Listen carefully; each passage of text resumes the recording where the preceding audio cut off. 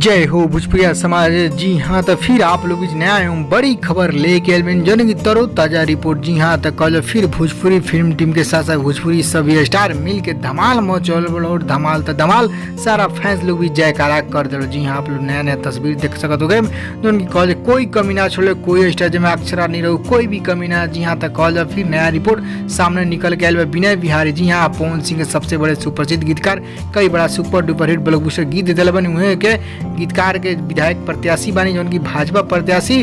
जी हाँ, लौरिया विधानसभा क्षेत्र से जो उनकी भाजपा से वहाँ पे चुनावी रणभूमि उतरल बनी उहे के प्रचार प्रसार में फिर निरहु अक्षरा मिलके धमाल मचौल बड़ो। उनकी सोशल मीडिया कई बड़ा खबर सामने आ रहा है। उनकी आप लोग जो है नया बड़ी खबर सब कुछ डिटेल्स में बताएं, तो आप सब पूरा वीडियो अंत तक देखी, सारा कुछ रिपोर्ट डिटेल्स जान सके। उससे पहले एक और रिक्वेस्ट करें आपसे के यदि आप भोजपुरी आर्यन चैनल पर नया बनी तो जुड़ जाए, सब्सक्राइब कर ली और एक घंटी की आप जरूर दबा दी। जी हाँ, निरहु अक्षरा कल पहुंचल विनय बिहारी जी के विधानसभा क्षेत्र में जो उनकी लौरिया, जी हाँ, लौरिया विधानसभा प्रत्याशी बनी उनकी भाजपा से, जी हाँ, भारतीय जनता पार्टी के उम्मीदवार बनी।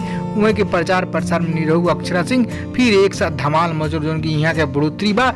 पवन सिंह के सबसे बड़ा सुप्रसिद्ध गीतकार भी बने और Pawan Singh A to Z जितना भी गीत दिल में सभी ब्लॉकबस्टर साबित हुआ।